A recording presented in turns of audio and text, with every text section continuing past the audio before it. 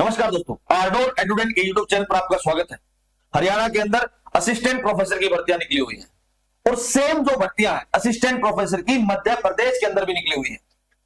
अब आप लोगों के लिए एक सुनहरा मौका है, क्योंकि जो एग्जाम होगा वो लगभग सेम डेट का आर्डोर एडुडेंट पर बोटनी जूलॉजी इन दोनों की जो सब्जेक्ट की वीडियोस है वो आपको टाइम के हिसाब से जैसे जैसे टाइम नजदीक आता जाएगा इंपॉर्टेंट टॉपिक की वीडियो आपके पास मिल जाएगी।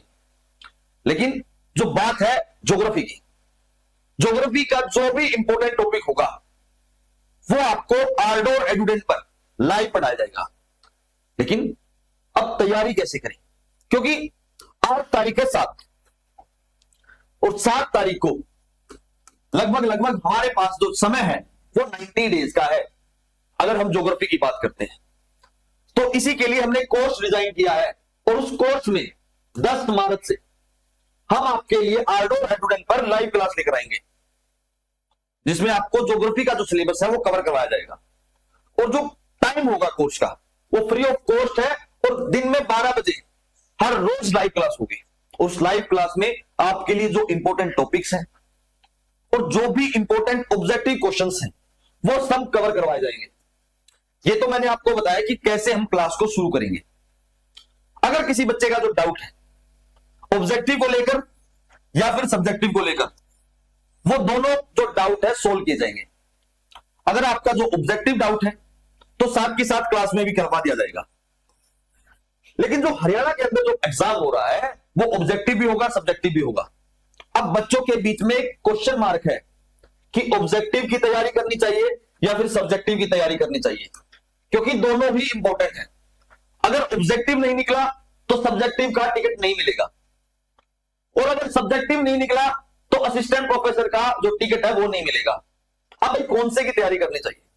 हमारे पास 90 दिन, सबसे पहले जो 90 दिन है शुरुआत के, उसके अंदर जो पहले 30 दिन है वहां आप कंसेप्ट पर फोकस कीजिए, क्योंकि जब आप कंसेप्ट पर फोकस करोगे तो आपका जो पिछला जो भी आपने रिवाइज किया है, जो भी आपने पढ़ा है वो एकदम से पक्का हो जाएगा, क्योंकि सब्जेक्ट को पढ़ना जरूरी है।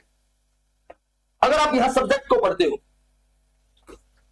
सब्जेक्ट को पढ़ने के बाद आपका जो सब्जेक्टिव पेपर है उसमें भी आपकी कमांड हो जाएगी।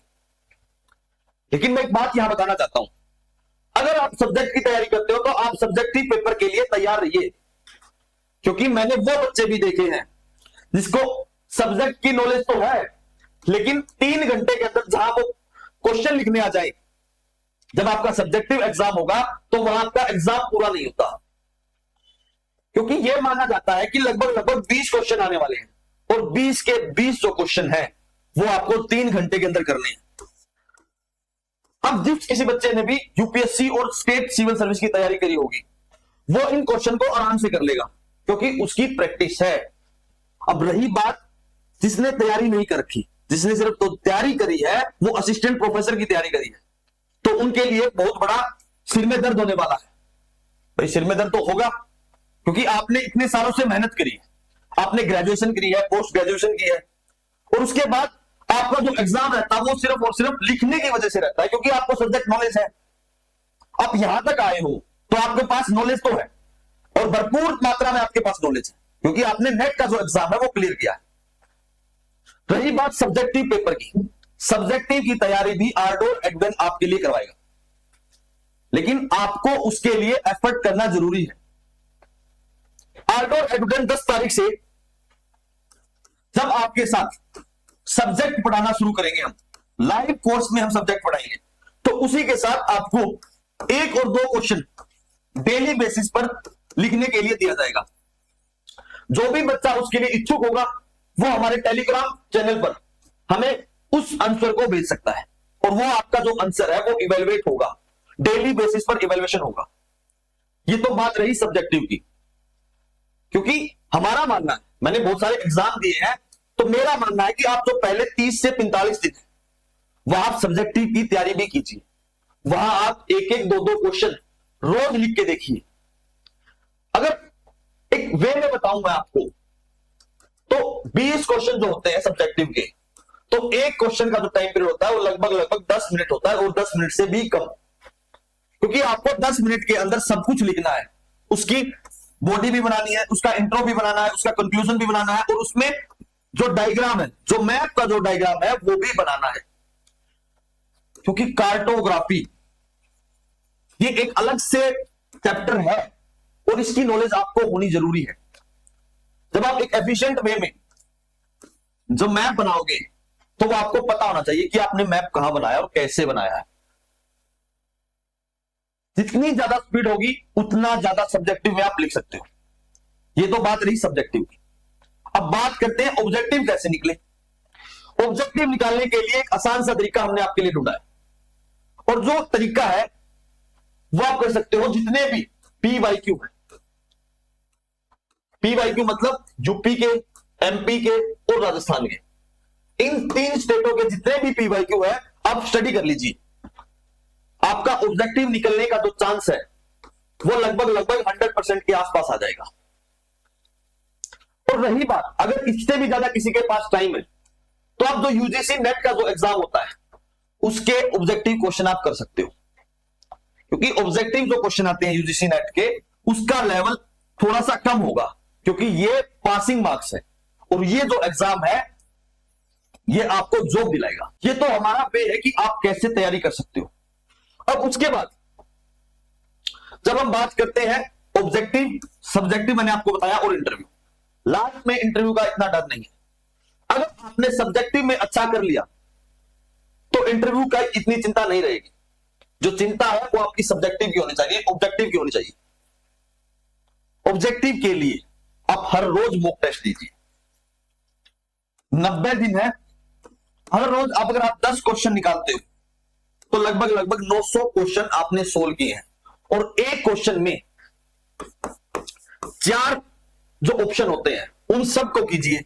लगभग आपने 3600 क्वेश्चन आपने सोल्व किए हैं। तो इससे बाहर आपकी जो ज्योग्राफी की नॉलेज है वो नहीं जाने वाली। मैंने आपको बताया है कि आप कैसे तैयारी कर सकते हो। अब सभी लोगों को पता है, सबसे पहले ग्रीक आए, फिर रोमन आए, फिर अरब आए, और अरब के बाद फिर जर्मन और यूएस वाले, ब्रिटिश वाले, वो सभी आए। इसके बाद जो क्वेश्चंस आते हैं वो ऐसे आते हैं। सबसे पहले होमर आए, होमर के बाद स्ट्रैबो आए, या फिर हेरोडोटस, या फिर हिकेटियस, अरिस्टोटल, इन सब का नाम स्ट्रैबो के साथ मिला दिया जाता है। अब बच्चे सोचते हैं कि स्ट्रैबो आया होगा पहले, नहीं, हिकेटियस आया है। और हिकेटियस और हेरोडोटस में तो कोई अंतर ही नहीं है, दोनों के नाम मिलते जुलते हैं। लेकिन पहले हिकेटियस आया था और उसके बाद हेरोडोटस आया था। तो ये चीजें आपको समझनी पड़ेंगी। जैसे जब आप तैयारी करते हो जियोमॉर्फोलॉजी में, और जियोमॉर्फोलॉजी में भी ऐसा ही कोई कंसेप्ट है। एक है पैडी प्लेन, एक है पेनी प्लेन, और इसी के साथ एक है पेनी प्लेन। अब ये जो तीनों कंसेप्ट है ये अलग अलग आदमी ने दिए हैं, और इसी के साथ इनका जो मिलान है वो डेविस के साथ भी है, डार्विन के साथ भी है। अब यही सारी चीजें कंसेप्ट जो जुड़ती है, यूनिफॉर्मेटिज्म का कंसेप्ट होगा जेम्स हटन का। अब जेम्स हटन का जो कंसेप्ट है वो किसने यूज किया? वो डार्विन ने यूज किया या डेविस ने यूज किया? ये चीजें आपको समझनी पड़ेंगी, क्योंकि तब आप ज्योग्राफी की जो बेसिक नॉलेज है, जो कोर नॉलेज है, वो आपको आनी चाहिए। अगर आपको ज्योग्राफी की कोर नॉलेज आएगी तो ही आपको असिस्टेंट प्रोफेसर का जो एग्जाम है उसमें आपको एक एज मिलेगा, और हम चाहते हैं आपको उस टाइप का एज मिले।